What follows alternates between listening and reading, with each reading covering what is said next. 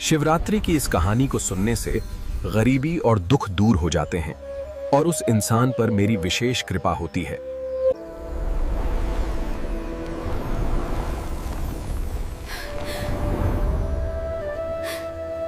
हिंदू धर्म के सबसे पावन और महान पर्वों में से एक है महाशिवरात्रि। यह वो दिव्य दिन है जब स्वयं देवों के देव महादेव की आराधना की जाती है और संपूर्ण ब्रह्मांड शिवमय हो जाता है। आज मैं आपके समक्ष महाशिवरात्रि की वो पावन और प्राचीन कथा लेकर आया हूं, जिसका महत्व शब्दों में बयान करना असंभव है। शास्त्रों में वर्णित है कि ये कथा केवल एक कहानी नहीं, बल्कि साक्षात महादेव का आशीर्वाद है। इस कथा को सुनने मात्र से मनुष्य के जीवन की दरिद्रता, गरीबी और पुराने से पुराने दुख दर्द जड़ से समाप्त हो जाते हैं। जो भी भक्त सच्चे मन से इस कथा का श्रवण करता है, उसके जीवन में सुख, शांति और अपार धन धान्य की प्राप्ति होती है। अक्सर हमारे जीवन में कई ऐसी बाधाएं आती हैं जो हमारा पीछा नहीं छोड़ती, लेकिन आज की यह कथा उन समस्त कष्टों को हरने की शक्ति रखती है। मेरा आपसे आग्रह है कि भक्ति में डूबकर इस कथा को अंत तक पूरा सुने। याद रहे, जो भी इस पवित्र कथा को अंत तक पूरा सुनेगा, महादेव स्वयं उसके जीवन से अंधकार को मिटाकर खुशियों का प्रकाश भर देंगे। तो चलिए, बिना किसी देरी के शुरू करते हैं महाशिवरात्रि की यह मंगलकारी कथा। एक समय की बात है, द्वारका की पावन भूमि पर सूर्य की प्रथम किरणें पड़ रही थीं। भगवान श्री कृष्ण अपनी सुख शैया से उठकर दिव्य आसन पर विराजमान थे। तभी देवर्षि नारद अपनी वीणा महती बजाते हुए वहां पधारे। आज उनके मुख पर एक विशेष जिज्ञासा थी। नारद जी बोले, प्रणाम प्रभु, कोटि कोटि नमन। हे द्वारकाधीश, हे गोविंद, आज जब मैं तीनों लोकों का भ्रमण कर लौट रहा हूं, तो मैंने देखा कि चराचर जगत में केवल एक ही नाम की गूंज है, हर हर महादेव। हर भक्त, चाहे वह देव हो या दानव, महादेव की शरण में जाने को आतुर है। नारद जी बोले, परंतु प्रभु, मेरे मन में एक गहरा कौतूहल उत्पन्न हुआ है। शास्त्रों में महादेव को जटिल तपस्याओं का स्वामी बताया गया है, तो क्या भोलेनाथ केवल उन पर कृपा करते हैं जो वेदों के प्रकांड विद्वान हैं? क्या उनकी दया केवल उन योगियों के लिए सुरक्षित है जो हजारों वर्षों तक वायु पीकर हिमालय की कंदराओं में तप करते हैं? हे मधुसूदन, क्या कोई ऐसा भी सरल मार्ग है जिससे एक अति निर्धन, अज्ञानी, व्याधियों से ग्रस्त और पापों के दलदल में डूबा व्यक्ति भी उस परम पद को पा सके? क्या महादेव उसकी भी दरिद्रता और जन्म जन्मांतर के कष्टों को क्षण भर में हर सकते हैं? कृपा कर मुझे महाशिवरात्रि का वह रहस्यपूर्ण इतिहास सुनाइए जिसने भक्ति की परिभाषा बदल दी। कृष्ण जी बोले, आओ नारद, तुम्हारा ये प्रश्न केवल तुम्हारा नहीं, बल्कि युगों युगों से मानवता के मन में उठने वाली एक पुकार है। सत्य तो यह है कि महादेव को समझना साक्षात ब्रह्म को समझने जैसा है। वे आशुतोष हैं, जिसका अर्थ ही यही है कि वे बहुत शीघ्र, बहुत अल्प प्रयासों से प्रसन्न हो जाते हैं। शिव की सत्ता में विधि विधान, मंत्रों के उच्चारण और उपचारों से कहीं अधिक भाव और समर्पण का महत्व है। कृष्ण जी बोले, आज मैं तुम्हें एक ऐसी प्राचीन कथा सुनाता हूं जो कर्म और निष्पाप भक्ति के अद्भुत संगम से भरी है। ये कथा किसी राजा या ऋषि की नहीं, बल्कि एक ऐसे व्यक्ति की है जिसे समाज ने अछूत और पापी माना था। ये कथा है अति निर्धन शिकारी लुब्धक की। ध्यान से सुनो देवर्षि, क्योंकि इस कथा के घने अंधेरे और संघर्षपूर्ण अंत में एक ऐसा सत्य छिपा है जो न केवल किसी का जीवन बदल सकता है, बल्कि आत्मा को परमात्मा से मिलाने का सबसे सरल द्वार भी खोल सकता है। कृष्ण जी बोले, नारद, प्राचीन काल में वाराणसी की सीमाओं पर एक अत्यंत भयावह और घना जंगल था। वहां लुब्धक नाम का एक शिकारी अपनी छोटी सी कुटिया में रहता था। उसके परिवार का बोझ उसके कंधों पर पहाड़ जैसा भारी था। घर में बूढ़े और दृष्टिहीन माता पिता थे, एक निष्ठावान पत्नी और नन्हे नन्हे बच्चे थे। लुब्धक जन्म से हिंसक नहीं था, पर पेट की आग ने उसे निर्दयी बना दिया था। उसके लिए जीव हत्या धर्म नहीं, बल्कि परिवार को जीवित रखने की एक मजबूरी थी। एक वर्ष नियति ने उसे ऐसी परीक्षा में डाला कि चारों ओर अकाल पड़ गया। जंगल सूखने लगा और जंगली जानवर गहरे वनों में छिप गए। 7 दिन बीत गए थे। लुब्धक के घर में अनाज का एक दाना तक नहीं पहुंचा था। उसके बच्चे भूख से बेदम होकर फर्श पर पड़े थे और माँ बाप की कांपती आवाजें उसे भीतर तक झकझोर रही थीं। लाचार होकर उसने गांव के एक लालची और पाषाण हृदय साहूकार से कुछ स्वर्ण मुद्राएं उधार ली थीं। नारद जी बोले, साहूकार, वह तो दरिद्रों का खून चूसने वाले होते हैं। क्या उसने लुब्धक की दशा पर दया नहीं की? कृष्ण जी बोले, नहीं नारद, दया तो उसके शब्दकोश में ही नहीं थी। जब लुब्धक कर्ज नहीं लौटा पाया तो उस क्रूर साहूकार ने महाशिवरात्रि के ही पावन दिन पर उसे बंदी बना लिया। उसे घसीटते हुए ले जाया गया और एक अंधेरी सीलन भरी कोठरी में डाल दिया गया। पर देखो महादेव की लीला, वो कोठरी साहूकार के भव्य शिवालय की पिछली दीवार से सटी हुई थी। पूरे दिन उस शिवालय में भक्तों का तांता लगा रहा। विद्वान पंडितों के कंठ से शिव पुराण की कथाएं गूंज रही थीं। ओम नमः शिवाय के मंत्रों से वायुमंडल गूंज रहा था।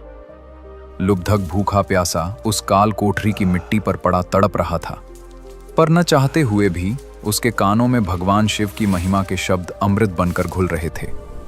उसे पता ही नहीं चला कि महादेव की कथा सुनते सुनते वो अनजाने में श्रवण भक्ति का फल प्राप्त कर रहा है और उसका हृदय धीरे धीरे निर्मल हो रहा है। नारद जी बोले, अद्भुत प्रभु, अनजाने में ही सही पर उसने शिव के नाम का आश्रय तो लिया।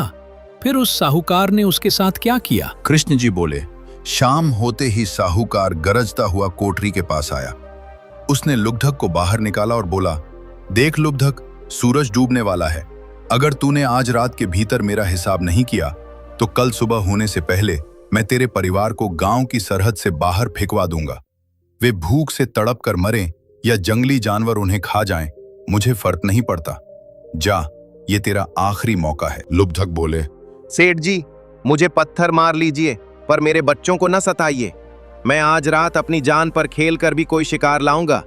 मैं उस महादेव की कसम खाकर कहता हूं, जिनकी गूंज आज चारों ओर है, कि कल सुबह आपका हिसाब चुकता कर दूंगा। कृष्ण जी बोले, नारद, लुब्धक वहां से पागलों की तरह भागा। उसके हाथ कांप रहे थे, पेट में भूख की लहरें उठ रही थीं, पर मन में केवल एक ही लक्ष्य था, शिकार। वो घने जंगल के बीचों बीच एक जलाशय के तट पर जा पहुंचा।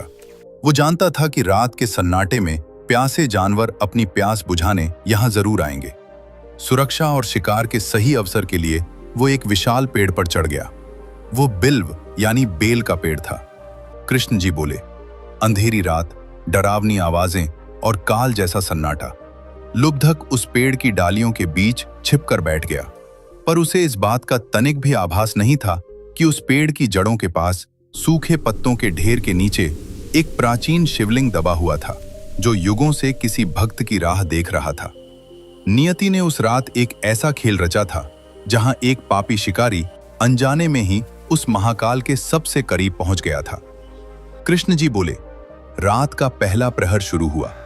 कड़ाके की ठंड बढ़ रही थी और हवा के झोंकों से लुब्धक का शरीर कांप रहा था। पेड़ पर अपनी जगह बनाने और सामने का दृश्य साफ करने के लिए लुब्धक ने कुछ टहनियों को अनजाने में ही तोड़ा। कड़कड़ाती ठंड के बावजूद भूख और तनाव के कारण उसके शरीर से पसीने की बूंदें टपकी।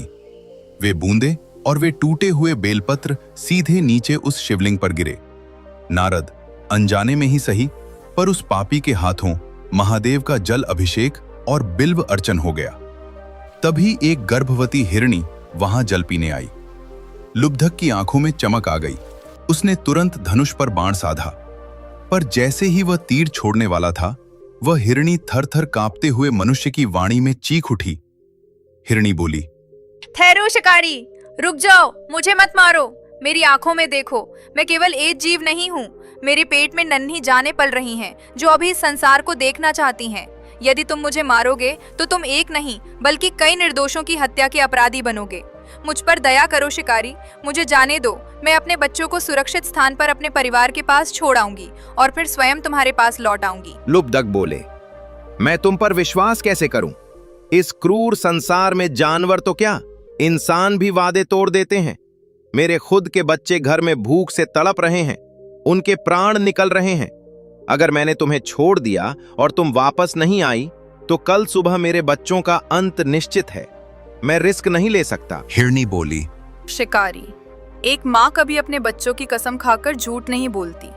सत्य की शपथ लेती हूँ, वह वापस आऊंगी। विश्वास करो, असत्य का पाप मेरी कोख में पल रहे बच्चों को भी लगेगा और मैं ऐसा कभी नहीं चाहूंगी। कृष्ण जी बोले, नारद, महादेव की गुप्त कृपा से उस पत्थर हृदय शिकारी का मन अचानक मोम की तरह पिघल गया। उसने कांपते हाथों से बाण उतार दिया। बाण उतारते समय फिर से कुछ बेलपत्र नीचे शिवलिंग पर गिरे। इस तरह प्रथम प्रहर की पूजा अनजाने में संपन्न हुई। रात और गहरी हो गई। लुब्धक की अपनी भूख अब असहनीय हो रही थी। तभी अंधेरे को चीरती हुई एक दूसरी हिरणी वहां आई। वो अत्यंत सुंदर थी और उसकी आंखों में एक अजीब सी व्याकुलता थी। लुब्धक ने फिर से अपना धनुष उठाया। दूसरी हिरणी बोली, हे व्याध, अपने बाण रोक लो।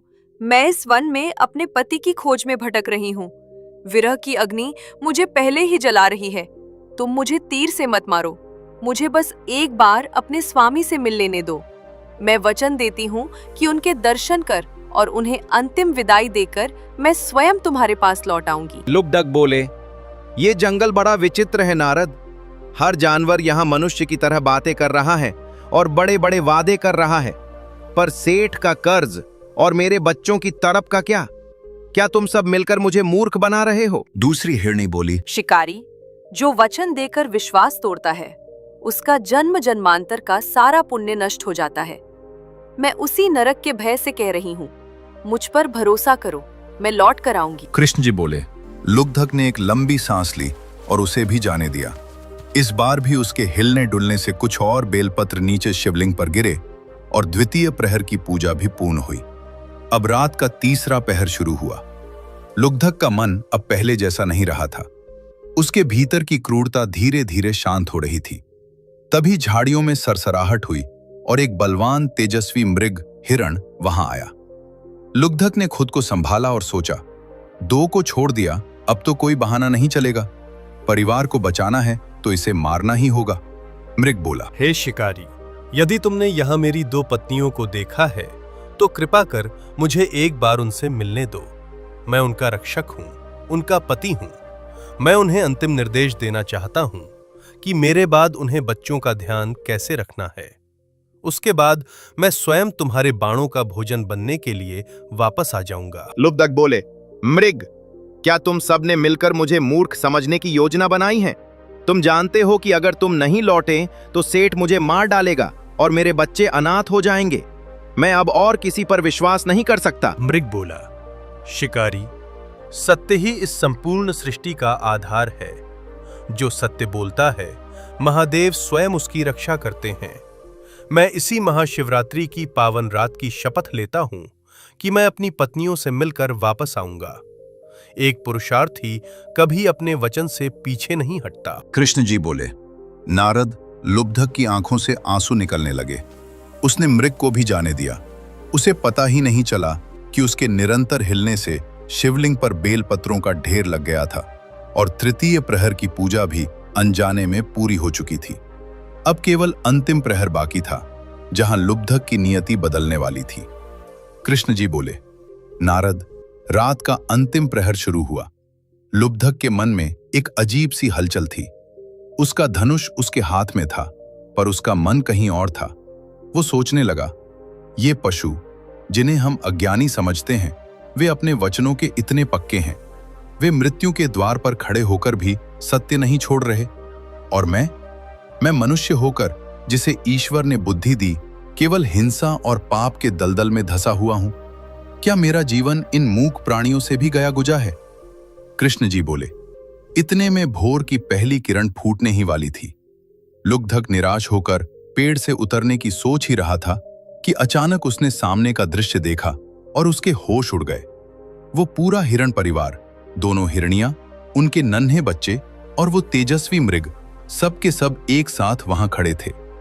उनकी आंखों में डर नहीं, बल्कि एक दिव्य शांति थी। मृग बोला, हे व्याध, हम सब अपनी प्रतिज्ञा पूरी करने आए हैं। अब तुम संकोच मत करो, अपना बाण चलाओ और अपनी भूख मिटाओ। हमारे प्राणों से अगर तुम्हारे परिवार का जीवन बचता है तो हमें अपना बलिदान देने में कोई दुख नहीं है। नारद जी बोले, अविश्वसनीय प्रभु, ये तो करुणा की पराकाष्ठा है। क्या लुब्धक ने उन पर प्रहार किया? कृष्ण जी बोले, नहीं नारद, उस दृश्य ने लुब्धक के भीतर के शिकारी को हमेशा के लिए मार दिया।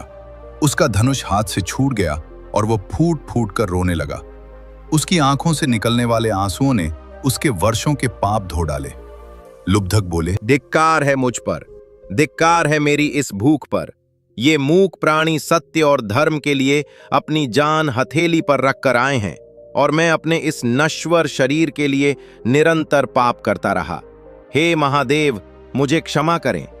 अब मुझे ये शिकार नहीं चाहिए। यदि मेरे बच्चे भूखे मरते हैं तो ये मेरी नियति होगी, पर मैं अब और रक्त नहीं बहाऊंगा। कृष्ण जी बोले, इतना कहकर लुब्धक ने अपना धनुष घुटने से तोड़ दिया और नीचे गिरकर जोर जोर से रोने लगा। उसने शिवलिंग के ऊपर जमा हुए सारे पत्तों को अपने हाथों से साफ किया। तभी अचानक पूरे जंगल में एक तीव्र अलौकिक प्रकाश फैल गया। आकाश से फूलों की वर्षा होने लगी और हर हर महादेव की गूंज सुनाई देने लगी। कृष्ण जी बोले, साक्षात भगवान शिव नंदी पर सवार होकर वहां प्रकट हुए। उनके गले में नागराज वासुकी, मस्तक पर बाल चंद्रमा, जटाओं से बहती मां गंगा और त्रिनेत्रों में करुणा का सागर। लुब्धक के सामने साक्षात मृत्युंजय खड़े थे। भगवान शिव ने अपना वरदहस्त उठाया और बोले, वत्स लुब्धक, उठो। तुमने अनजाने में ही सही पर महाशिवरात्रि के चारों प्रहरों की पूर्ण विधि से पूजा की है। तुम्हारी भूख और प्यास ने तुम्हारा उपवास पूरा किया और तुम्हारी करुणा ने मुझे जीत लिया। आज से तुम्हारी दरिद्रता और तुम्हारे पापों का अंत होता है। तुम्हारा परिवार अब कभी भूखा नहीं रहेगा और अंत समय में तुम्हें मेरा परम पद प्राप्त होगा। नारद जी बोले, धन्य है महादेव और धन्य है वह शिकारी। प्रभु, आज आपने सिद्ध कर दिया कि भोलेनाथ के लिए केवल भाव ही सर्वोपरि है। जो अनजाने में भी उनका नाम ले ले, उसका बेड़ा पार हो जाता है। कृष्ण जी बोले, यही तो शिव तत्व है नारद। महाशिवरात्रि केवल एक व्रत नहीं बल्कि आत्मा के जागरण की रात है। जो लुब्धक के समान अपने अहंकार और बुराइयों का धनुष तोड़ देता है, शिव स्वयं उसके हृदय में निवास करने आते हैं। महादेव बोले, उठो लुब्धक, अपनी आंखें खोलो। तुमने अनजाने में ही मेरी प्रिय शिवरात्रि का महापर्व पूर्ण किया है। तुम्हारी दया ने इन बेजुबान जीवों को जीवन दान दिया और तुम्हारी निष्पाप भक्ति ने मेरा हृदय जीत लिया। तुम्हारी व्याकुलता, तुम्हारी भूख और अनजाने में चढ़ाए गए वे बेलपत्र मेरे लिए किसी महान तपस्या से कम नहीं थे। मांगो वत्स, क्या चाहते हो? लुब्धक बोले, प्रभु, साक्षात मृत्युंजय को अपने सम्मुख पाकर अब भला क्या शेष रह गया है? मुझे धन नहीं चाहिए, मुझे वैभव नहीं चाहिए। ये पापी हाथ अब और रक्त नहीं बहाएंगे। बस अपनी अनंत शरण में ले लो। मेरी दरिद्रता, मेरा ये हिंसक अहंकार, मेरे जन्मों के पाप सब आपके इन चरणों में अर्पित हैं। मुझे बस अपना बना लीजिए महादेव। कृष्ण जी बोले, महादेव ने मंद मुस्कान के साथ लुब्धक को वरदान दिया और अंतर्ध्यान हो गए। नारद, जब लुब्धक अगली सुबह अपने घर पहुंचा तो उसकी आंखों को अपनी ही दृष्टि पर विश्वास नहीं हुआ। वो टूटी हुई सीलन भरी झोपड़ी एक भव्य स्वर्ण महल में बदल चुकी थी। जैसे ही वो भीतर गया, उसने देखा कि उसके वृद्ध और दृष्टिहीन माता पिता की आंखों की ज्योति वापस आ गई थी। वे अपने पोते पोतियों के साथ खेल रहे थे। घर के आंगन में स्वर्ण मुद्राओं के अंबार लगे थे, जिनसे 7 पीढ़ियों की गरीबी मिट सकती थी। कृष्ण जी बोले, पर सबसे बड़ा चमत्कार तो अभी बाकी था। वही क्रूर और लालची साहूकार जो कल तक लुब्धक की जान का दुश्मन बना था, आज हाथ जोड़कर लुब्धक के चरणों में गिरा था। वो फूट फूट कर रोते हुए क्षमा मांग रहा था, क्योंकि उसे भी रात के अंतिम प्रहर में महादेव ने स्वप्न में दर्शन देकर उसके पापों का बोध कराया था। नारद जी बोले, नारायण नारायण। प्रभु, ये तो अविश्वसनीय चमत्कार है। एक रात की अनजानी पूजा, जिसमें न कोई मंत्र था न कोई विधि, उसने उस शिकारी का पूरा प्रारब्ध ही बदल दिया। क्या महादेव इतने सरल हैं? कृष्ण जी बोले, हाँ नारद, क्योंकि उस रात लुब्धक ने केवल उपवास नहीं किया था, बल्कि उसने अहिंसा का परम धर्म निभाया और सत्य की शक्ति को पहचाना। महादेव पत्थरों या मंत्रों में नहीं, बल्कि करुणा और ईमानदारी में बसते हैं। जो कोई भी महाशिवरात्रि के 4 प्रहरों में अपने भीतर की बुराई का त्याग करता है, महादेव उसके जीवन की अमावस्या को पूर्णिमा के प्रकाश से भर देते हैं। गरीबी केवल धन की नहीं होती नारद, असली गरीबी तो मन की संकीर्णता है, और महादेव उस मन को ब्रह्मांड जितना अमीर बना देते हैं। नारद जी बोले, हे प्रभु, आज मेरी जिज्ञासा पूरी तरह शांत हुई। महाशिवरात्रि की यह लुब्धक कथा वास्तव में इस कलयुग के मनुष्यों के लिए आशा की एक किरण है। भाव ही प्रधान है और समर्पण ही सर्वोच्च है। इस अद्भुत रहस्य को समझाने के लिए आपका कोटि कोटि धन्यवाद केशव। दोस्तों, अगर आपको ये वीडियो और महादेव की ये पावन कथा पसंद आई हो तो इसे लाइक करें और अपने मित्रों व परिवार के साथ शेयर जरूर करें। कमेंट बॉक्स में अपनी श्रद्धा प्रकट करते हुए हर हर महादेव लिखना न भूलें, और ऐसी ही भक्तिमय कथाओं व आध्यात्मिक जानकारियों के लिए हमारे चैनल को सब्सक्राइब करना बिल्कुल न भूलें। महादेव आपकी सभी मनोकामनाएं पूर्ण करें।